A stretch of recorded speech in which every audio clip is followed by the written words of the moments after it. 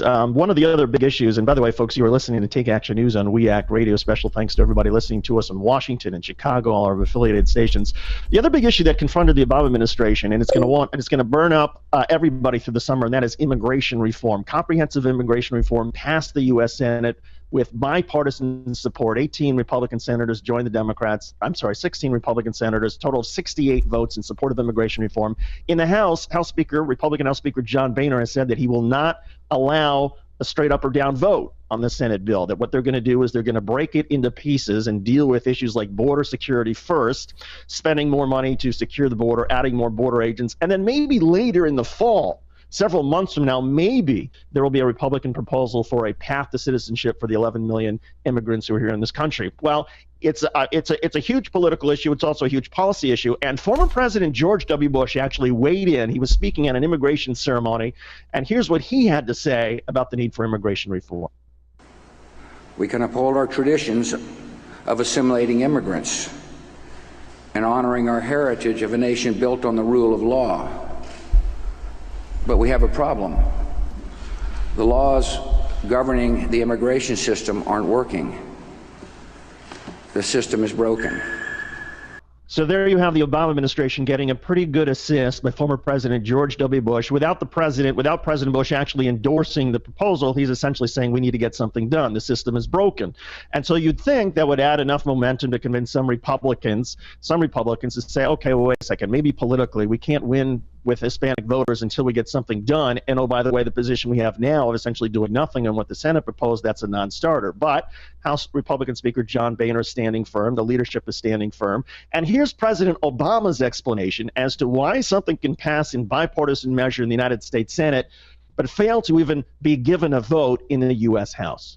I believe we are finally at a moment where comprehensive immigration reform is within our grasp. But I promise you this, the closer we get, the more emotional this debate is going to become. And there are a lot of folks out there who say the more racist and stereotypical the views of Hispanics are going to become. Keep in mind, folks, that 99.99% of the Hispanics, Latinos who were here illegally, the only law they have broken was essentially crossing the border without going through proper border control.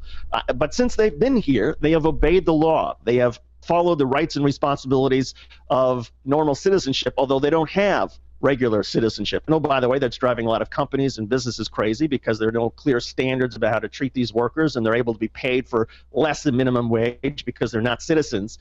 And so there's a great desire across the political spectrum to somehow try and fix this. But again, the Republican House leadership adamantly opposed. Here's the explanation from Michelle Bachmann on a day when House Speaker John Boehner got his entire House caucus together. They had a discussion about this, but here's what Michelle Bachmann said.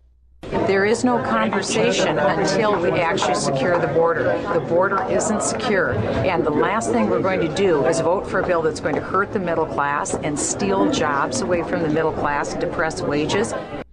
Now, as always, Michelle Bachmann got some of that completely wrong. It's not going to steal jobs. It's not going to depress wages. What it's going to do is actually help the economy. The Congressional Budget Office said that it would pour hundreds of millions of dollars into the economy. Nonetheless, Republicans have this claim that the border somehow isn't secure, despite the fact that the border actually is secure. And oh, by the way, we'd be spending another, $12-13 billion in border security, adding another 20,000 border agents, making it more than 40,000, but somehow still that's not enough to get Republicans to sign up on the Senate proposal that would also give a 13-year path for citizenship for Americans who are here and have obeyed the law. Amazing. Coming up, we'll take a quick break, and then when we get back, we'll talk about the other big political news of the week. Eliot Spitzer, former governor of New York, he's decided to throw his hat back in the ring for politics. Interesting take on a possible double standard in terms of black politicians and white politicians when it comes to getting a second chance. We'll talk about that on the other side of this break. You're listening and watching to Take Action News on We Act Radio.